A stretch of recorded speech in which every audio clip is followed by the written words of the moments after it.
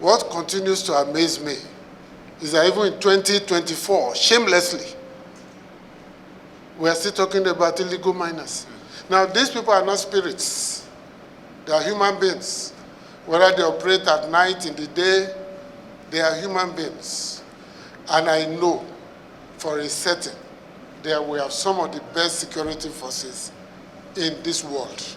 I know that from their performances within and outside the country. Anywhere you go in the world, people commend them.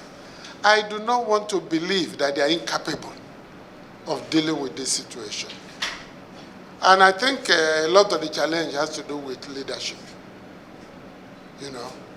And if we cannot take decisive steps, in spite of all that we are doing now, even if we have to shut down any form of mining in these areas for a year, in the interest of Nigeria and Nigerians, there will be nothing wrong with that. You know, so when these things come back, my positions will be very, very clear in terms of support for the efforts of these committees, in terms of taking this. You know, we can't keep talking about the same thing year in, year out, budget in, budget out. We keep rolling the thing. When I was in the Soldier Ministry, we were talking of illegal miners, cadastral development, going to build various sheds for refining and buying. That's not the solution. The solution is to take decisive action against those illegal miners, prosecute them, see them to be jailed, interrogate them properly, get those who are sponsoring them. When you get there, those people there, those ones can't do anything like that openly. People are behind them. And when those people are dealt with, I'm sure when somebody hires you to go and engage in illegal mining, you say, the one that went there before, they are still in prison. Even the Oga that sent them is there with them. Until we take steps in that direction, I know Nigeria. They will always test the waters. Let me go ahead and read my Oga's speech. Remarks by the Right Honorable Abbas Tajuddin, PhD, Speaker, House of Representatives, at the investigative hearing of the Joint Committee led by Committee on Solid Minerals on illegal mining in Nigeria, held on Monday, 15th July 2024, in the House of Representatives. So the chairman, my colleagues, our special guests, ladies and gentlemen, I am delighted to welcome you to this very important investigative hearing on illegal mining in Nigeria, which has huge implications for the economy of our nation. This investigative hearing is a response to the resolution of the House on the subject matter on 10th November 2023. This joint committee, led by the Committee on Solid Minerals Development, is therefore expected to embark on a comprehensive investigation into the reported illegal activities and make recommendations that will guide the House in taking necessary legislative action. Honorable colleagues and distinguished guests, we are all aware that illegal mining activity is a growing socio-economic challenge in Nigeria, which has brought innumerable economic losses to the country of the nation, to the economy of the nation, just as it has discovered poverty, high poverty level, especially among peasant farmers who depend solely on environmental resources for a living. Nigeria is richly blessed with solid minerals, which should bring great fortune to the country and the citizens, but the wealth is largely stolen by criminal elements who do not mean well for this country. Available reports indicate that an estimated 80% of mining in the Northwest region, for example, is carried out illegally, and the mining of large untapped mineral deposits in the area is the root of community violence. It is the same story in many parts of the nation. The House considers illegal mining an economic sabotage and has caused this investigative hearing a priority, especially because many communities with mineral deposits, which should ordinarily be a blessing to them, live in agonizing conditions, economically and socially, arising from years of neglect and various deprivations and severe environmental degradation, air and water pollution due to the activities of illegal miners. The impact of the unprecedented illegal mining across Nigeria is unprecedented and must be stopped. Today's investigative hearing is a demonstration of our commitment and determination to take decisive steps towards addressing nefarious mining activities and the non-compliance with set standards in the solid minerals sector, including the Nigerian Minerals and Mining Act Amendment Bill and the Nigerian Solid Mineral Development Company Establishment Bill, which are currently before the House, and for which a public hearing will be held on 17th July 2024. I therefore encourage all stakeholders present to ensure full participation as we attempt to find a lasting solution to the problem and to strengthen the solid minerals and mining sector as a whole. As I look forward to your recommendations, it is my honor to now formally declare the investigation hearing as well as the public hearing on aforementioned bills open. I wish you all fruitful deliberations. Thank you, and may God continue to bless the Federal Republic of Nigeria. We need to address the critical issues, because last week I find myself in another committee discussing about the oil theft. When I saw a lot of submissions from various organizations, professional organizations, I think we need a support, prayers from Nigerians. This is the most critical aspect today. We are looking for revenue. There is revenue here. We are looking for money. People are saying that we don't have money in Nigeria. There is money in mining sector, but the challenge is enormous. We need the support of Nigerians through memos, inputs, and other things, and even prayers. I assured you, people are talking about bunkering. The money which is going out from illegal mining is more than what is going out from oil sector or bunkering. So we need to come together, work together, and see how we are going to assist our nation. Thank you very much, everybody, and more importantly, please, we need an input from all the sectors of Nigeria. Thank you very much. Thank you, Mr. Speaker, sir. And we hope. It is with great pleasure that I extend a warm welcome to each of you to the House of Representatives as we gather for this significant event, which marks the commencement of a series of public hearings dedicated to investigating illegal mining activities, underreporting extract/e-products by mining and quarry license operators, utilization of financial interventions in the Nigerian solid minerals sector amounting to trillions of naira within the solid minerals sector. And also, later on in the week, we would be having the public hearing for the Nigerian Minerals and Mining Act Amendment Bill, as well as the Nigerian Solid Mineral Development Company Establishment Bill, respectively, which will be coming up on Wednesday, the 17th of July, 2024. The leadership of the 10th Assembly has found it expedient and with a sense of duty to carry out these investigative hearings to necessitate transparency and accountability, public participation, policy formation, and identify challenges and solutions that will ultimately lead to the revamping of our solid mineral sector. As we are all aware, illegal mining poses substantial risks to our nation's economy, environment, and security.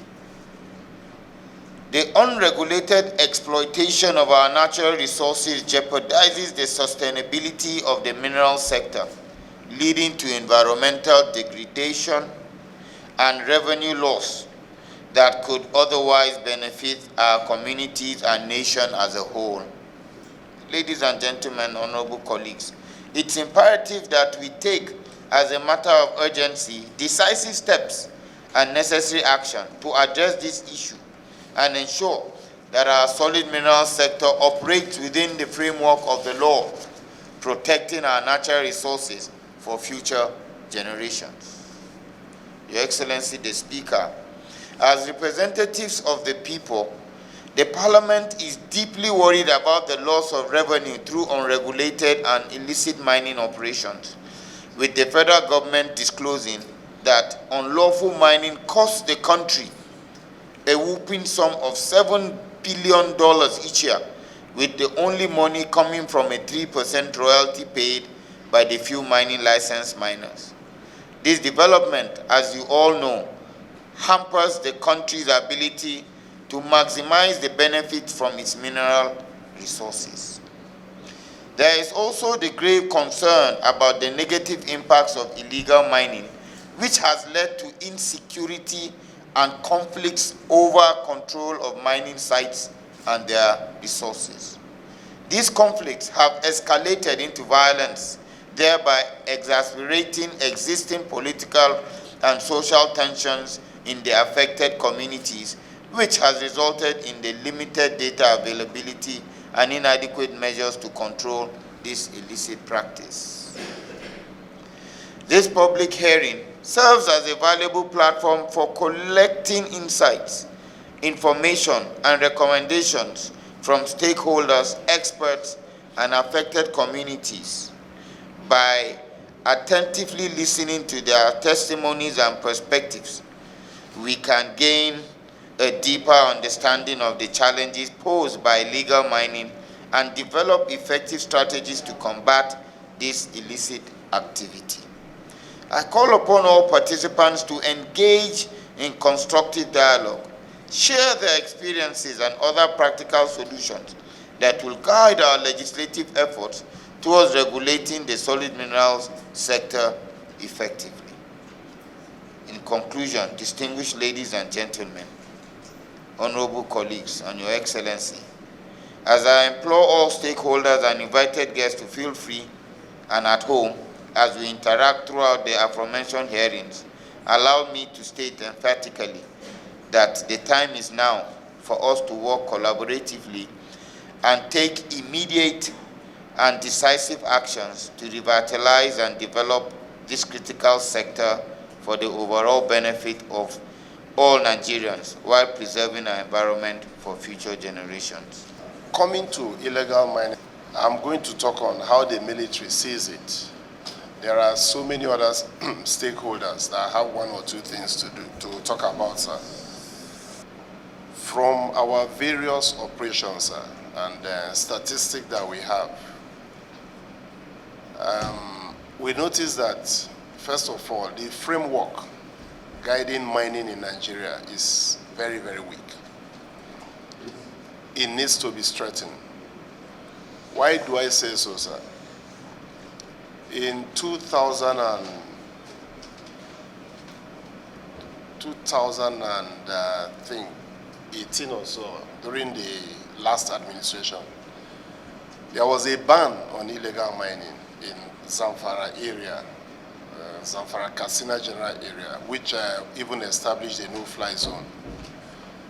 Despite that ban, mining licenses were being issued to people to mine within that zone. So the strengthening of the institutional framework is very key. The leader of the House made mention of something about banning mining for like a year. It is very key we do that. Ban mining all across for 1 year. I know the country is going to somehow feel the effect in terms of revenue, but we need to go a little off the length in order to ensure that we get things right, so that we can decisively deal with those involved in this illegal mining. Then one thing we notice also is that, sir, whether it's coincidence or what, we can't say, but we notice that insecurity thrives where this illegal mining is happening.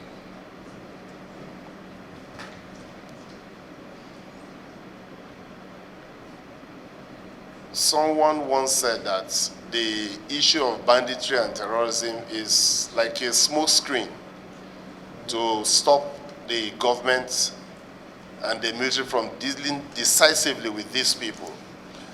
I can't for sure ascertain that fact, but I know fully well that there is a correlation between insecurity and illegal mining. Now, sir, on the issue of involvement of foreigners, we have foreigners involved in this illegal mining. The involvement of the elite in it, we can't tell. But we know that most of the time, when we catch these foreigners, they will tell us that they have connections. Let me use that word. I don't want to say some things, but sometimes you hand these people over and the next thing you see them released. We have as far as people from that's Burkina Faso coming to mine in Nigeria.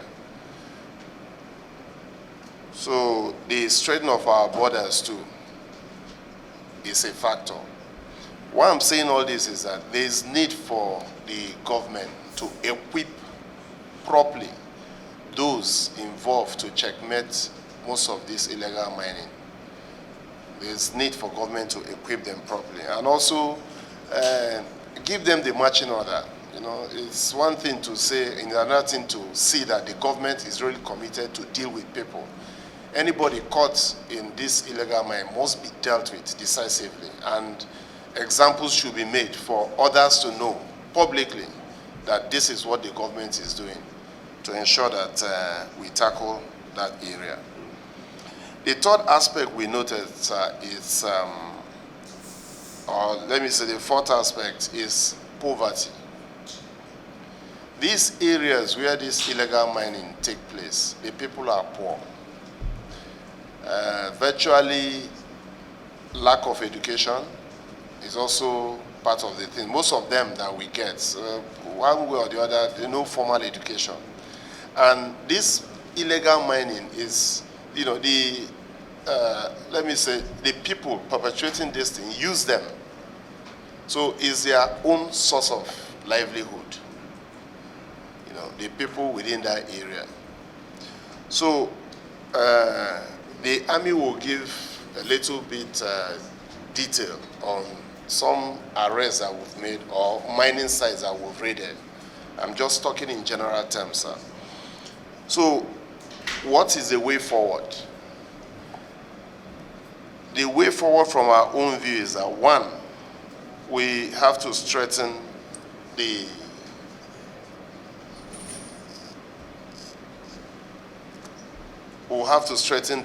regulatory framework for these mining activities, and also empower the agencies involved in checking mining activities for them to do their work. We could go into this banning of mining for a year or two and then properly get the acts right. Anybody seen in committing illegal mining will be dealt with decisively. Then number two, sir, is engaging the international community. In 2011 in Liberia, this same issue we are facing in Nigeria was obvious in Liberia. The international community was approached after they've seen the atrocities of things done, and that's when the issue of Blood Diamond came up. What did they do?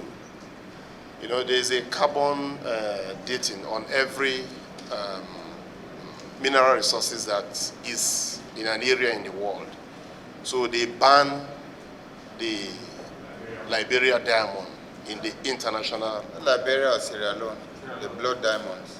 Both. It's Liberia and Sierra Leone, both. Okay. Charles Taylor was the main person because that was how they starved him of cash.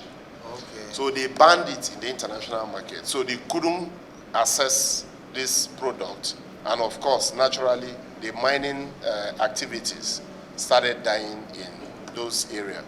So we could also approach the international community. Within this period that we are going to ban, we are going to ban the mining in Nigeria, to ban any gold from Nigeria in the international market. They can do it. And once that is done, it will reduce this illegal mining effectively. The third one is to engage the communities where these activities are done. And how do we engage them? We could sort of organize lectures through their the languages around there on how sustainable, legal sustainable mining are done and how they can key into it. And also the government could look into also how to give them another source of livelihood, because sincerely they live on this mining. Even when it is banned, it's to be difficult to get them out of mining because that is how they survive. So another source of livelihood, the government can look into it, set up a committee to look into it on how to give them another source of livelihood, while the ones that want to be involved in mining will be shown how legal, sustainable mining is being done. And then finally, sir, the government needs to, like I said, show that willpower that they actually want to tackle this thing by ensuring that anybody, no matter how highly placed, that is involved in illegal mining faces the books accordingly.